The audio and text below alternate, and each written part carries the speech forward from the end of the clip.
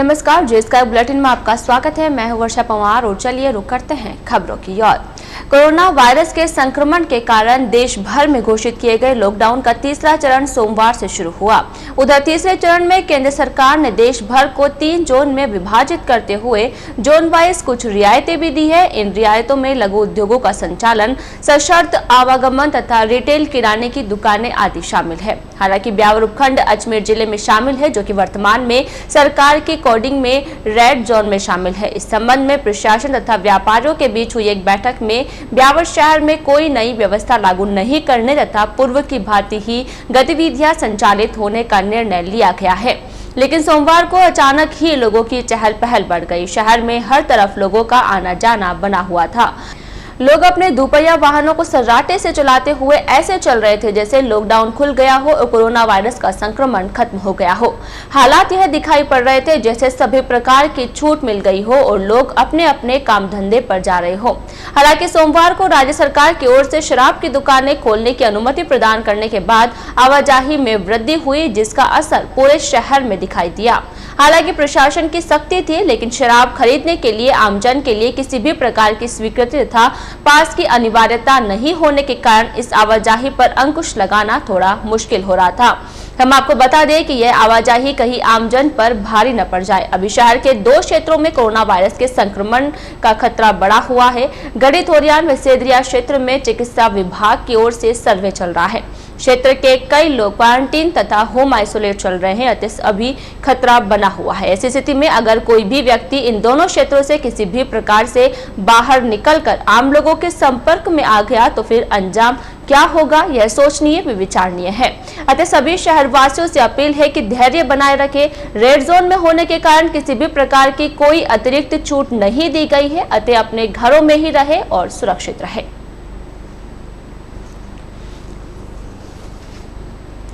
Corona virus के संक्रमण के चलते देश भर में सोमवार से लॉकडाउन का तीसरा चरण शुरू हुआ। तीसरा चरण आगामी 17 मई तक चलेगा। सोमवार से शुरू हुए तीसरे चरण की शुरुआत में ही पुलिस ने सख्ती दिखाई।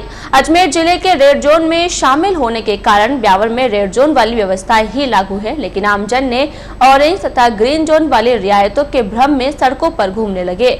मनचले युवक बिना किसी काम के ही सड़कों पर अपने वाहन दौड़ाने लगे। शहर में अचानक बड़ी आवाजाही के बाद पुलिस ने भी अपना काम शुरू किया तथा दिखाने लगी सख्ती। सोमवार को शहर के भगत चौराहे पर तैनात पुलिस के जवानों ने पूरी मुस्तैदी दिखाते हुए वहां से निकलने वाले वाहनों तथा चालकों की सघन जांच की।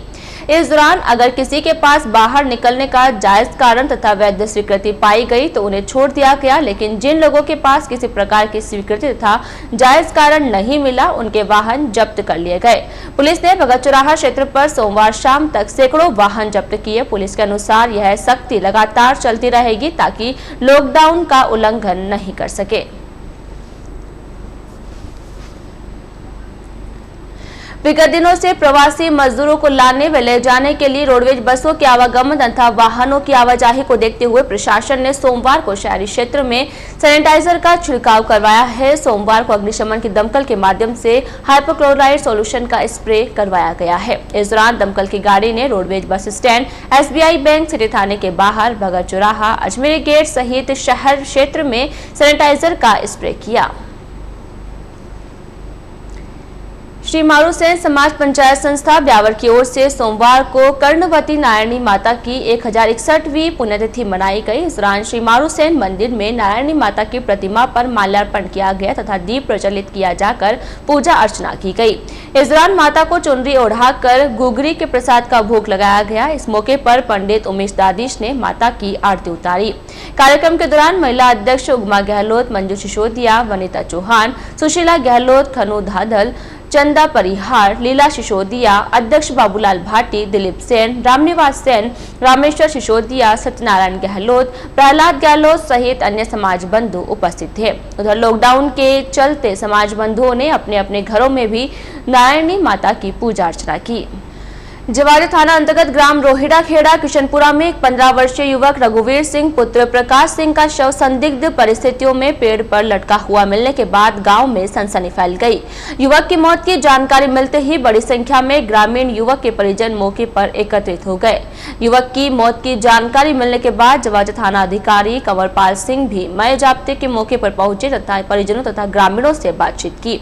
इस दौरान युवक के परिजनों ने उसकी हत्या कर शव को पेड़ पर लटकाने का आदेश जताया। इस दौरान ग्रामीण पहले मामला दर्ज कर हत्यारों को गिरफ्तार करने की मांग पर अड़ गए, लेकिन थानाधिकारी ने ग्रामीणों को समझा बुझाकर लाश को पेड़ से उतरवाया तथा राजकीय अमृतकोट चिकित्सालय की मोर्चरी पहुंचाया तथा घटना की जानकारी डिप्टी हीरालाल सैनी को दी। लाश को एकेएच मोर्चरी जाने के बाद परिजन तथा ग्रामीण यहां पर पहुंचे। इस दौरान मृतक के पिता प्रकाश सिंह ने अपने पड़ोसी पर बेटे की हत्या करने का अंदेशा करने के आरोप में पुलिस को शिकायत दी है। शिकायत में प्रकाश सिंह ने हेम सिंह, इंद्र सिंह तथा 4-5 अन्य के नाम लिखे। शिकायत मिलने के बाद थानाधिकारी कंवरपाल ने परिजनों को हत्यारों को शीघ्र ही गिरफ्तार करने का आश्वासन दिया। तब कहीं जाकर लाश का पोस्टमार्टम करवाकर शव परिजनों के सुपुर्द किया। मृतक के पिता प्रकाश सिंह ने बताया कि 8वीं कक्षा में पढ़ने वाला रघुवीर सिंह रविवार शाम को घर के बाहर खेलते समय अचानक गायब हो गया था। जानकारी मिलने के बाद उसे पड़ोसियों की मदद से तलाश किया, लेकिन उसका कहीं पर भी पता नहीं चला। प्रकाश ने बताया कि सोमवार सुबह शौच के लिए खेतों की ओर गए एक व्यक्ति को पेड़ पर लाश लटकी हुई दिखाई दी। जानकारी पर मौके पर पहुंचकर देखा तो पाया कि लाश रघुवीर की है। प्रकाश सिंह ने बताया कि उसने पड़ोसी ने उसके बेटे को अगवा कर उसकी हत्या कर दी है। बताया जा रहा है कि रघुवीर के शरीर पर चोट के निशान भी मिले हैं। प्रकाश सिंह का आरोप है कि उसके पड़ोसी हेम सिंह के साथ कोई विवाद चल रहा है। विवाद को लेकर हेम सिंह कई बार उसके परिवार को खत्म करने की धमकी दे चुका है। प्रकाश सिंह ने पड़ोसी हेम सिंह पर ही उसके बेटे की हत्या करने का अंदेशा जताया है। मेरा कुछ ज़मीन का विवाद चल रहा है। उस मैटर में मेरे पड़ोसियों ने मेरे बच्चे को और मेरे को जान से मारने की धमकी दी थी। मैंने मजाक में सोचा मैंने ऐसा नहीं करेंगे, लेकिन मेरा हकीकत में मेरे बच्चे को मार के साइड में गांव से साइड में ले जाकर धमकी देने वाला जसवंत सिंह मोकम सिंह है, गांव रोहिड़ा खेड़ा का रहने वाला है। उसकी होटल है आबू रोड में। वो अपने दोस्तों से ऐसा काम करवाता है। उसके दोस्तों का नाम है अजीत सिंह, विश्वजीत सिंह, हेम सिंह और भैरू सिंह मोहन सिंह और छोटे वाले लड़के का नाम अच्छा ही नाम है सर। गांव से बाहर, गांव से 2 किलोमीटर, आधा किलोमीटर साइड में खेत में पैर ज़मीन पे लटके टच है। उसके बच्चे के चोट है, पीछे भी चोट है, पैर में चोट है सर। किसी भी तरह से, किसी भी एंगल से आत्महत्या नहीं लगती सर। इसको मार के लटकाया गया है। आज सुबह रोहिड़ा खेड़ा में हमारे यहाँ रघुवीर पुत्र प्रकाश उम्र 15 साल एक खेत में, गांव के पास ही खेत है, उसमें बबूल के पेड़ पे लटका हुआ मिला। इस सूचना पे मेरा स्टाफ मौके पे पहुंचे। वहां से हमने श्रीमान सीओ साहब को निवेदन किया, वो भी मौके पे आए और उनके परिजनों को बुलाया जा करके वीडियोग्राफी फोटोग्राफी करवा कर बॉडी को उतराया गया। परिजनों की रिपोर्ट में हमने मामला 302 में दर्ज किया है और अभी वर्तमान में उसका पोस्टमार्टम बोर्ड से करवा रहे हैं। कोरोना वायरस के संक्रमण को लेकर देश भर में घोषित लॉकडाउन के तीसरे फेज में सरकारी निर्देशों के तहत कई प्रकार की रियायतें दी गई है। इन्हीं रियायतों के चलते सोमवार को शहरी तथा ग्रामीण क्षेत्र में शराब की दुकानें खुली। सरकार तथा आबकारी विभाग की ओर से तय किए गए मापदंडों के अनुसार सोमवार को दुकानें खुलते ही शराब की बिक्री भी शुरू हो गई। उधर विगत कई दिनों से शराब की दुकानें खुलने का इंतजार कर रहे सुरा प्रेमियों को तो जैसे मुंह मांगी मुराद मिल गई। इसका अंदाजा इस बात से लगाया जा सकता है कि सोमवार सुबह जो ही शराब की दुकानें खुली, भारी संख्या में सुरा प्रेमियों की भीड़ दुकानों के बाहर लग गई।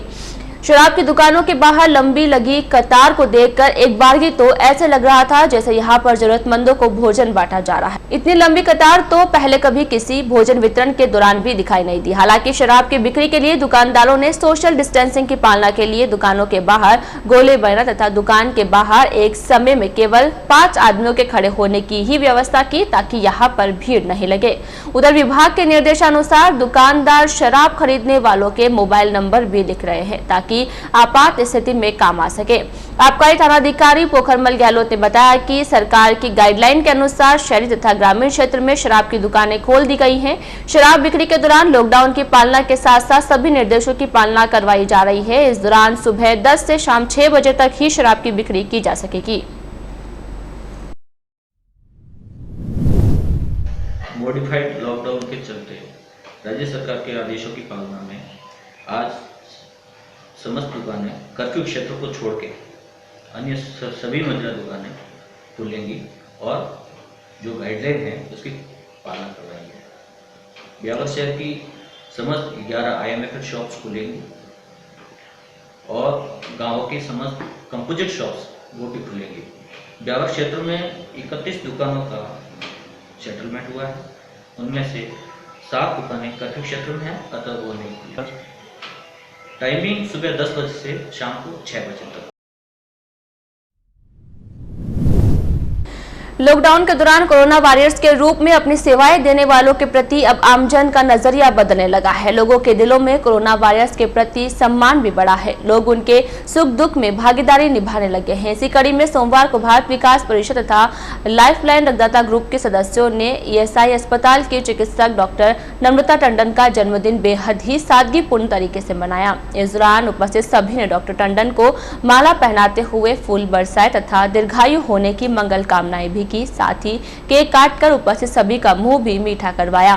उपस्थित कार्यकर्ताओं ने कोरोना वायरस के रूप में सेवाएं देने वाली डॉक्टर टंडन के सेवा कार्यों की सराहना करते हुए अस्पताल में आने वाले रोगियों को वितरित करने के लिए 100 मास्क भी भेंट किए। देश में चल रहे संपूर्ण लॉकडाउन के चलते शहर की युवा संस्था कलाकार द्वारा शहर में विभिन्न ऑनलाइन प्रतियोगिताओं का संचालन किया जा रहा है। इसी कड़ी में शहर की एक युवा संस्था कलाकार की ओर से भी ऑनलाइन आवाज सिंगिंग कॉन्टेस्ट प्रतियोगिता का आयोजन किया गया। प्रतियोगिता में शहर के कई कलाकारों ने बढ़ चढ़ कर हिस्सा लिया। 2 मई को प्रतियोगिता का फाइनल राउंड रखा गया, जिसमें पंजाबी सिंगर मानिक भतीजा तथा बॉलीवुड सिंगर मधुर शर्मा ने निर्णायक की भूमिका निभाई। फाइनल्स के बाद विजेताओं का चयन किया गया, जिसमें विरोश बघेल ने प्रथम, मोहती पाराशर ने द्वितीय तथा वैभवी डांगी ने तृतीय पुरस्कार प्राप्त किया। प्रतियोगिता का संचालन विभोर प्रजापति, आकाश लवानी तथा हैप्पी मारोठिया ने किया। लॉकडाउन के दौरान शहर के युवाओं के लिए किया गया यह प्रयास अति सराहनीय रहा। ऑनलाइन आवाज प्रतियोगिता के बाद युवा संस्था कलाकार की ओर से एक बार फिर ऑनलाइन कॉन्टेस्ट टिकटॉक मुकाबला का आयोजन किया जा रहा है, जिसमें शहर की प्रतिभाएं अपने अभिनय की कला को प्रस्तुत कर सकेगी। बताया जा रहा है कि इस कॉन्टेस्ट के फाइनल में मॉडल एवं एक्ट्रेस अंकिता दवे एवं टीवी एक्ट्रेस अक्षिता वात्स्यायन निर्णायक रहेगी। प्रतियोगिता का संचालन हैप्पी मारोठिया, विभोर प्रजापति, आकाश लालवानी, सौरभ जैन, दिवेश जैन तथा विकास सोलंकी द्वारा किया जाएगा। भारतीय मजदूर संघ तहसील ब्यावर के पदाधिकारियों की ओर से रविवार को मूक पक्षियों को पानी उपलब्ध करवाने के लिए परिंदे बांधे गए। इस दौरान पदाधिकारियों ने चांगेर, सिटी सिनेमा, रेलवे स्टेशन, सेंधा रोड एवं सनातन धर्म कॉलेज के सामने सहित विभिन्न क्षेत्रों में 11 स्थानों पर परिंदे बांधे तथा पानी भरा। परिंदे बांधने वालों में तहसील अध्यक्ष दिलीप सेन, संरक्षक CN शर्मा, महामंत्री राजेंद्र सिंह ठेकराना, मीडिया प्रभारी शंकर सिंह रावत, भारतीय बिल्डिंग पेंटर मजदूर संघ के अध्यक्ष पुरुषोत्तम लिया, हरीश कुमार धौलपुरिया तथा चांगेर टेम्पो ऑटो संघ के नरेंद्र चावला सहित अन्य उपस्थित थे। वृंदावन तीर्थ यात्रा के लिए गए लोग लॉकडाउन के कारण वहीं पर रुके हुए थे। विगत दिनों सरकार की ओर से शुरू की गई माइग्रेट योजना के चलते सभी 15 यात्री रविवार को राजस्थान पथ परिवहन निगम की बस से ब्यावर पहुंचे। वृंदावन से आई बस को सीधे ही बस राजकीय अमृतकोट चिकित्सालय लाया गया, जहां पर सभी 15 यात्रियों की स्क्रीनिंग के बाद उन्हें घर भेजा गया। जानकारी के अनुसार ब्यावर से करीब 15 यात्री मार्च के महीने में वृंदावन गए थे, लेकिन लॉकडाउन हो जाने के कारण वह वहीं फंसे गए। सरकार द्वारा की गई पहल के बाद रविवार को सभी यात्री रोडवेज बस के माध्यम से ब्यावर लौट आए हैं। इन्हें एकेएच में डॉक्टर SS सोनी, डॉक्टर कल्पना, राकेश कुमावत, सीमा मार्शल, गोपाल दोलिया आदि ने उनकी स्क्रीनिंग की। सभी के स्वस्थ होने पर उन्हें घरों की ओर भेज दिया गया है। उन्हें होम आइसोलेट रहने के लिए कहा गया है। बताया जा रहा है कि यह लोग 14 मार्च को यात्रा के लिए निकले थे, लेकिन कोरोना वैश्विक महामारी के कारण लॉकडाउन के दौरान वहीं फंस गए थे। एक तरफ जहां सरकार यह कह रही है कि बीमारी से लड़ना है, बीमार से नहीं, लेकिन ब्यावर शहर में वृंदावन की यात्रा से लौटे परिवार के साथ मकान मालिक द्वारा बदसलूकी किए जाने का मामला सामने आया है। सूचना मिलने के बाद जनप्रतिनिधि मौके पर पहुंचे तब पुलिस को सूचना देकर बुलाया गया। पुलिस के हस्तक्षेप के बाद मकान मालिक ने उन्हें घर में प्रवेश करने दिया। जानकारी के अनुसार अंजू सोनी, पत्नी देवकिशन सोनी का पूरा परिवार कृष्णा कॉलोनी गिरनार भवन में 4 माह पूर्व से किराए पर रह रहा है। अंजू डेढ़ माह पूर्व मथुरा वृंदावन की यात्रा पर गई थी, जो रविवार सुबह ब्यावर पहुंची। अमृतकोर हॉस्पिटल में जांच करवाकर अपने पुत्र के साथ अपने घर पहुंची, लेकिन मकान मालिक सुरेश गिरनार, पंकज, अशोक, मनोज एवं उसके परिवार के अन्य सदस्यों ने उनके साथ बदसलूकी की तथा पंकज गिरनार द्वारा अंजू सोनी को धक्का देकर कहा कि आप 14 दिन तक आप अपनी व्यवस्था कहीं और करें, हमारे घर में आपके लिए कोई जगह नहीं है। मामले की सूचना मिलने के बाद पार्षद सुरेंद्र सोनी सहित अन्य लोग मौके पर पहुंचे। इस बीच सूचना मिलने के बाद पुलिस भी मौके पर पहुंच गई। पुलिस द्वारा मकान मालिक को वहां आकर काफी समझाया, किंतु मकान मालिक नहीं माना। उसके बाद अंजू द्वारा सिटी थाना पुलिस को शिकायत दी गई है। शिकायत के बाद पुलिस मौके पर पहुंचे था, मकान मालिक की समझाइश की। पुलिस समझाइश के बाद अंजू देवी को घर में घुसने दिया गया। मेरे दोस्त के माताजी मथुरा वृंदावन की यात्रा के लिए निकले थे। लॉकडाउन के कारण वहाँ पे फंस गए। फंसने के कारण वहाँ पे परमिशन लेके और कल सवेरे 9 बजे वहाँ से रवाना हुए और आज सवेरे 9 बजे यहाँ पहुँचे। 9 बजे यहाँ पहुँचने के बाद वापस हॉस्पिटल अमृतकोर में टेस्टिंग कराई। बीच में भी यहाँ पे बॉर्डर पर जैसे टेस्टिंग 2-3 जगह हुई और आज अमृतकोर में फिर टेस्टिंग हुई। फिर उसके बाद वो घर गए। मेरे दोस्त के माताजी जैसे वो गिरनार वाले के घर पहुँचे, पंकज जी, ये इनके दो तीन भाई सुरेश जी, अशोक जी, ये तीनों चारों ने मिलकर उनके माताजी के साथ में बदतमीजी की और फिर उनको बोल दिया कि आप इस घर में नहीं आएंगे क्योंकि आपको क्वारंटाइन होम आइसोलेशन का रखा। होम आइसोलेशन का मतलब ये नहीं है कि किसी को घर से बाहर निकाल दे। उन्होंने पंकज जी ने तो उनको माताजी को धक्का देकर तक बाहर निकाल दिया और कहा कि आप और कहीं रहिए। ये हमारे द्वारा जाके वहाँ पर समझाने पर भी उन्होंने हमारे पर हाथापाई, लड़े झगड़े पर उतारू हो गए। फिर मेरे साथी पार्षद विक्रम जी सोनी साहू साहब ने भी इनका मिलकर ये सीए साहब को अवगत कराया। फिर महेंद्र जी की गाड़ी आई। महेंद्र जी गाड़ी आके फिर वहाँ पे भी नहीं माने। महेंद्र जी की समझाइश करने के बावजूद भी फिर थाने आके फिर यहाँ पे फिर मनीराम जी को हमने शिकायत दर्ज कराई है और हमने कहा साहब इस पर मुकदमा दर्ज करके जो उचित कार्रवाई हो उनको राहत दिलाए और फिर उनके माताजी को घर पहुँचाया गया। लॉकडाउन के चलते राजकीय अमृतकोर चिकित्सालय के ब्लड बैंक में रक्त की कमी नहीं हो, इसके लिए विभिन्न संगठनों की ओर से लगातार रक्तदान शिविर का आयोजन किया जा रहा है। शहर की रेड आर्मी, ब्लड हेल्पलाइन एवं नारी शक्ति संगठन के संयुक्त तत्वावधान में रविवार से रक्तदान शिविर का शुभारंभ किया गया। उक्त शिविर 19 मई तक चलेगा। शिविर का शुभारंभ AKH के PMO डॉक्टर आलोक श्रीवास्तव एवं नारी शक्ति संगठन की ममता गुप्ता ने किया। गुप्ता ने बताया कि शिविर आगामी 19 मई तक सतत रूप से चलेगा। इस दौरान शहर के रक्तदाताओं से संपर्क कर रक्तदान करवाया जाएगा। शिविर के पहले दिन रक्तवीरों ने 10 यूनिट रक्तदान किया। इस दौरान ब्लड बैंक प्रभारी डॉक्टर मुकुल राजवंशी ने टीम सहित सेवाएं दी। इस दौरान पुष्पेंद्र, संजय, शैलेंद्र साखला, जयकी साहू, जयकिशन साहू, शिवम ग्वाला, ऋतिक, सचिन चौहान, राजपाल तथा राकेश आदि उपस्थित थे।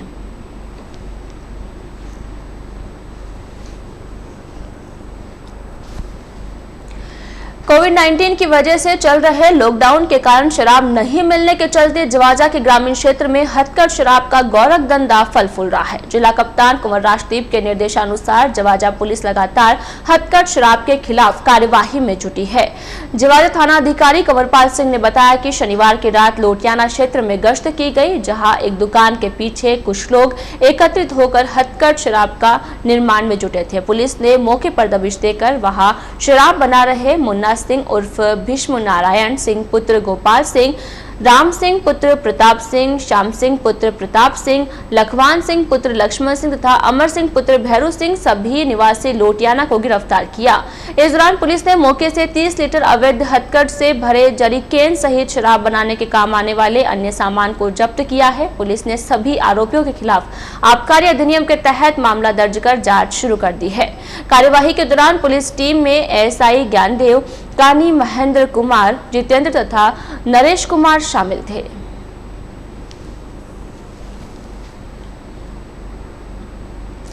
कोरोना वायरस के चलते देश में लॉकडाउन की घोषणा के बाद दूसरे राज्यों व शहरों में काम करने वाले श्रमिकों को स्थानीय प्रशासन अपने गंतव्य भेजने का कार्य कर रही है। इसी के तहत ब्यावर आगार से रविवार को 5 बसों का रवाना कर श्रमिकों को अपने घर पहुंचाया गया।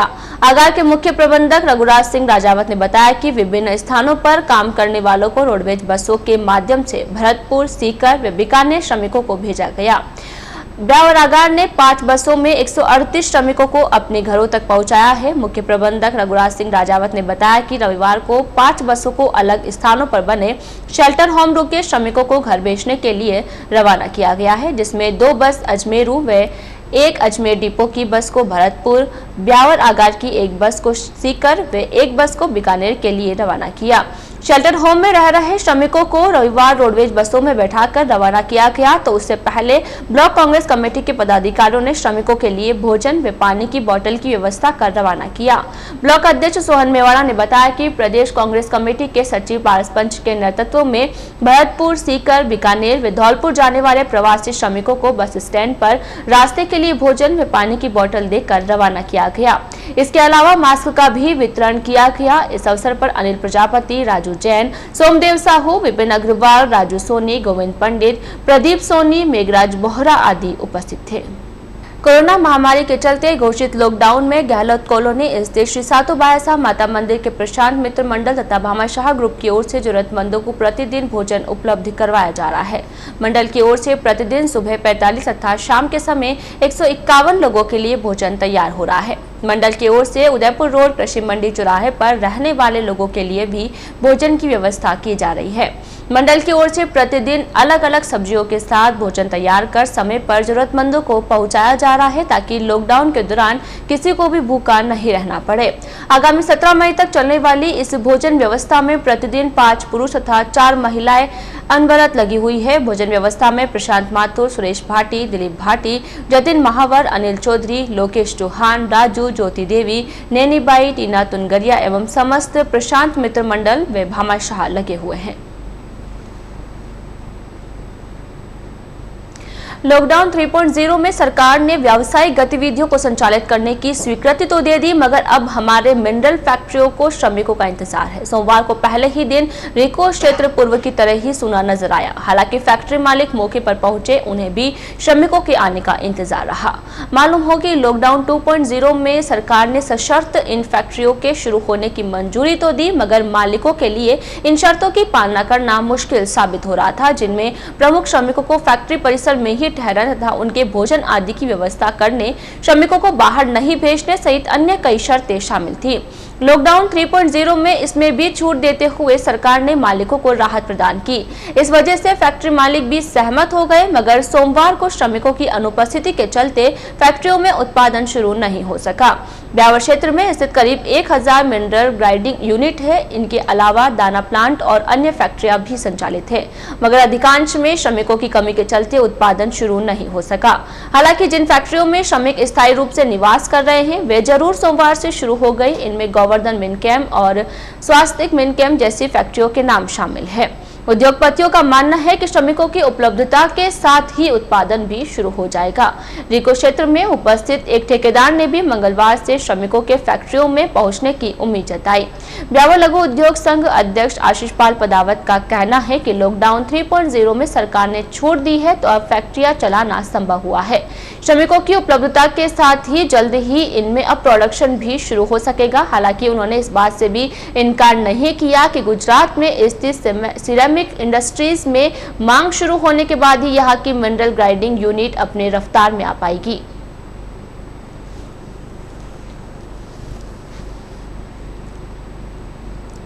शहर में गढ़ी थोरियान और सेदरिया में कर्फ्यू ग्रस्त क्षेत्रों में नागरिकों को परेशानियों का सामना न करना पड़े और व्यवस्थाएं भी बाधित न हो, इसके लिए अब प्रशासन ने इन क्षेत्रों में आवश्यक खाद्य सामग्री सप्लाई का समय तय किया है।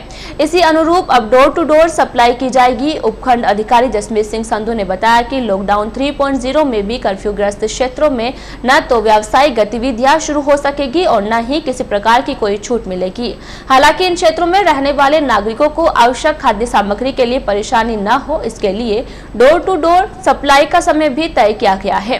प्रशासन की ओर से सुचारू व्यवस्था के लिए सेदरिया क्षेत्र को 6 भागों में बांटा गया है। इनमें दाल मिल गली, रामदेव मंदिर गली, पोस्टमैन गली, तेजाजी मंदिर गली और मुख्य सेदरिया ग्राम को अन्य 3 भागों में विभाजित किया गया, जहां पर सब्जी, दूध और फल बिक्री के लिए विक्रेताओं को अधिकृत किया गया।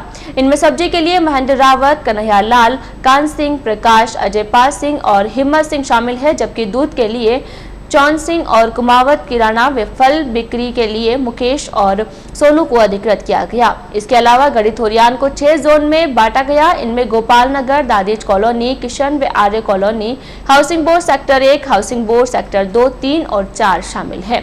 इन सभी में सब्जी बिक्री के लिए शिवपालिया, बबलू माली, देवाराम, अशोक, बीनू, सगरवंशी पारस और नरेंद्र कुमार को अधिकृत किया गया, जबकि दूध बिक्री के लिए मधुसूदन किराना, नाकोड़ा किराना, रोहित किराना, भंडारी किराना और साई किराना को एवं फल बिक्री के लिए नरेश, सुनील व महेंद्र को अधिकृत किया गया।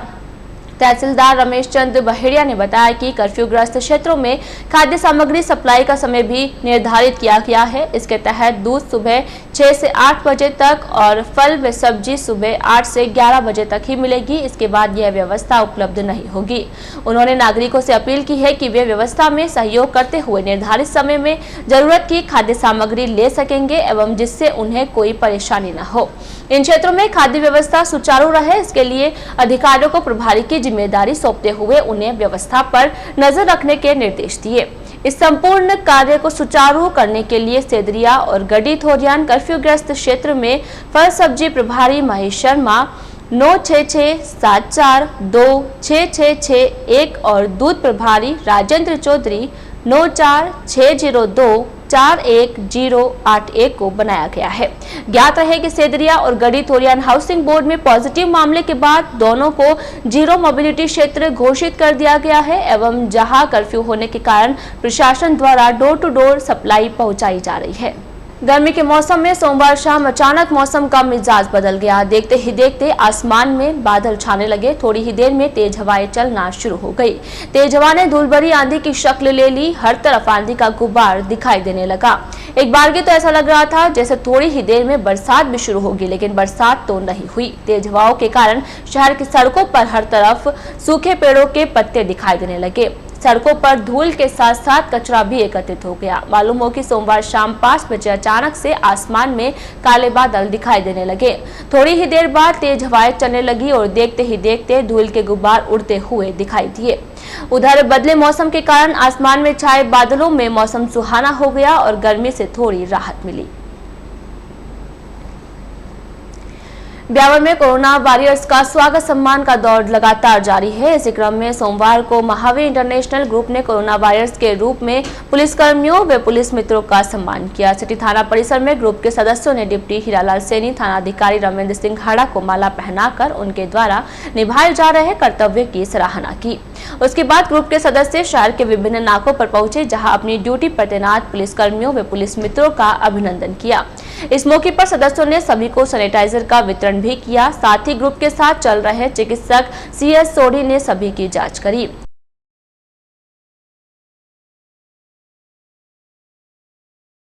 शहर के नंदनगर क्षेत्र में एक राशन दुकानदार द्वारा कम तोल देने तथा पात्र उपभोक्ताओं से श्रमिक कार्ड आदि की प्रतियां मांगे जाने की शिकायत के बाद सोमवार को प्रवर्तन अधिकारी भावना दयाल द्वारा मौके पर जांच की गई। इस दौरान संबंधित लोगों के भी बयान दर्ज किए गए। प्रवर्तन अधिकारी दयाल ने बताया कि नंदनगर क्षेत्र स्थित दुकानदार राजेंद्र के खिलाफ पार्षद हेमंत कुमावत तथा अन्य से शिकायत मिली थी। उसके द्वारा कम तोल दिया जा रहा है। बताया गया कि दुकानदार 30 की जगह 25 तथा 20 की जगह 15 किलो यानी प्रति राशन कार्ड करीब 5 किलो कम गेहूं तोल कर दे रहा है, जिसके बाद सोमवार को मौके पर जाकर जांच की गई। साथ ही जिन लोगों की शिकायत थी उनके भी बयान दर्ज किए गए हैं। बताया जा रहा है कि दुकानदार के खिलाफ पूर्व में भी शिकायत के चलते जांच की गई थी। अब मामले में कार्यवाही करते हुए जिला रसद अधिकारी को कार्यवाही की अनुशंसा की गई। इसी प्रकार शहरी क्षेत्र की करीब 6 दुकानों की जाँच की गई, जहाँ वितरण व्यवस्था सुचारू मिली है। आज के इस बुलेटिन में फिलहाल इतना ही। पूरी टीम के साथ दीजिए इजाजत, फिर मिलेंगे। नमस्कार।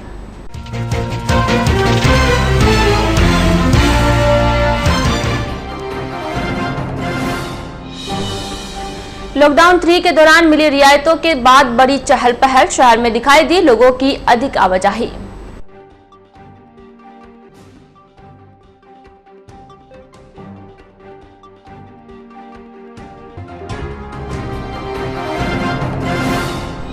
कर्फ्यूग्रस्त इलाके में दूध, फल, सब्जी सप्लाई का प्रशासन ने तय किया समय। 6 जोन में बांटकर प्रभारी किए नियुक्त।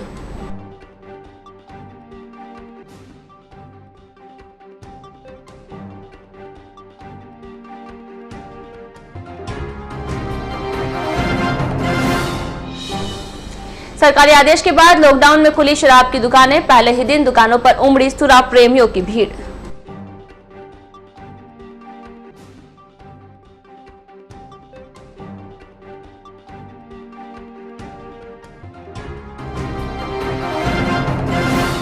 और श्रमिकों के इंतजार में फैक्ट्री मालिक नहीं शुरू कर पाए उत्पादन। छूट के बाद रिको क्षेत्र में केवल 2 फैक्ट्रियों में शुरू मिला काम।